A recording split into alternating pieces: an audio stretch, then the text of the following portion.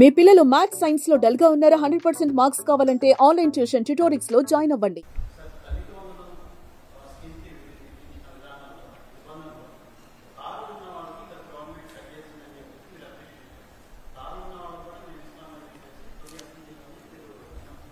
Commercial vehicles ఉంటే commercial ఉంటే అని చెప్పాను నేను.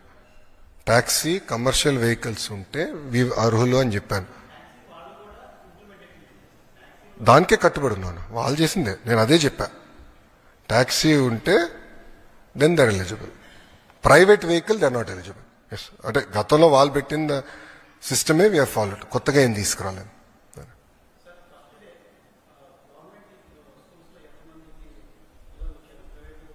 Boss it will take at least 1 month. మొత్తం డస్ట్ సెటిల్ అయ్యేదానికి 1 month పడుతుంది నాకు. ఫస్ట్ డేలో ఎంతమంది వచ్చారనేది ఎన్రోల్మెంట్ అవుతూ ఉంటుంది. మీరు ఎక్కడికి వెళ్ళినా మొదటి 1 month ప్రైవేట్ నుంచి కొంత పిల్లలు మాకు వస్తారు, మా దగ్గర నుంచి కొంతమంది వెళ్తారు, లేదంటే ఈ స్కూల్ నుంచి ఆ స్కూల్ మూవ్మెంట్ ఉంటుంది. సో నేను ఇప్పుడు ఒక నంబర్ కమిట్ అయ్యి మళ్ళీ తర్వాత వేరే నంబర్ బయటకు వస్తే అది కరెక్ట్ కాదు. So you have to give me time till July 5th అమ్మా. So that things will settle down for.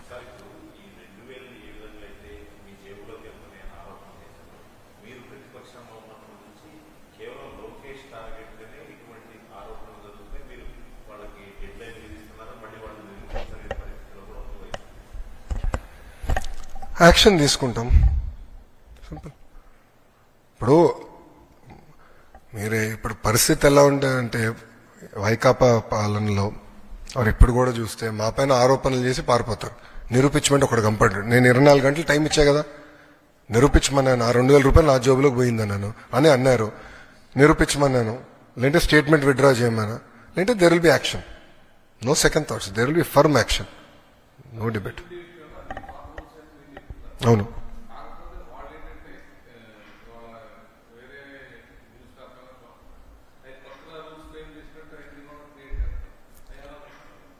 Botsa గారు జియో ఇష్యూ చేసే ముందల కనీసం జియో చదవలేదండి ఆయన.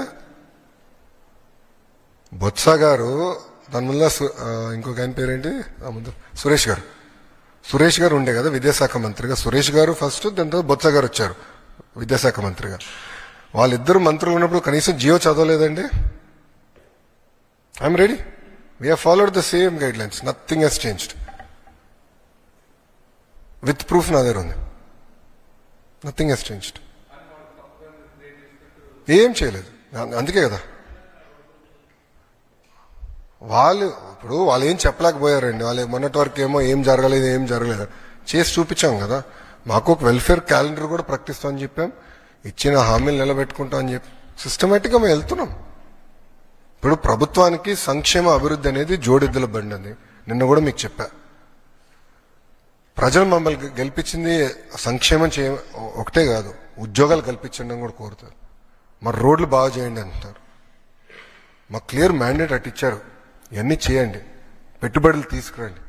సో మాకు రెండు క్యారీ చేయాల్సిన బాధ్యత కూటమి ప్రభుత్వం పైన ఉంది. అది మేము చేస్తాం, చేసి చూపించాం.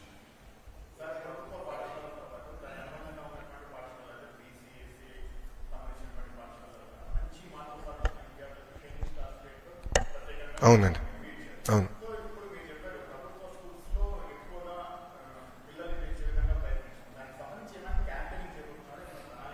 ఆల్రెడీ గతంలో మీరు చూస్తే స్కూల్స్ అయిన వెంటనే క్యాంపెయిన్ స్టార్ట్ చేశారు.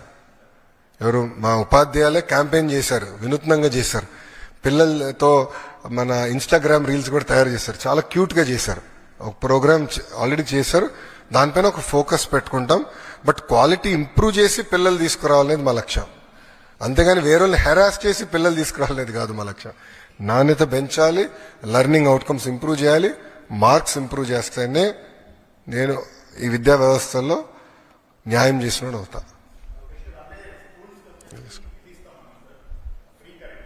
ఎస్ ఎస్, అది కూడా గౌరవ ముఖ్యమంత్రి గారు మాకు ఆదేశాలు జారీ చేశారు. అది నేను కేంద్ర ప్రభుత్వంతో వర్కౌట్ చేసి తప్పనిసరిగా చేస్తాను sir. Sir it's a free market. No, government schools lo చేర్పించండి. When quality is improved, why are we questioning it? My point here is, so suppose if I see these are the mistakes we're doing as a nation. గత ప్రభుత్వం ఏం చేసింది? APRC తీసుకొచ్చి ఆర్టిఫిషియల్గా fee తగ్గించారు, right? దానివల్ల ఏమైంది? మీకు రీసెర్చ్ ఎక్కడొచ్చిందండి? మనకి ఆంధ్ర రాష్ట్రంలో పేటెంట్స్ పడిపోయినాయి, పీజీ అడ్మిషన్స్ పడిపోయినాయి, హైయర్ ఎడ్యుకేషన్ మొత్తం కొలాప్స్ అయింది. దానివల్ల ఈరోజు అందరు పక్క రాష్ట్రాలకు వెళ్ళే పరిస్థితికి వచ్చేసింది. క్వాలిటీ పడిపోతుందండి. When government is providing qualitative education, I believe free market should guide us. Free market should guide us. When we are providing quality education, when we stand for our value system, when I'm giving better infrastructure, when I'm giving books, when I'm giving uniforms, when I'm giving bags, then I should compete. That's what I believe. Suman టీవీలో మీ personal and business promotions కోసం కింది నెంబర్కి contact చేయండి.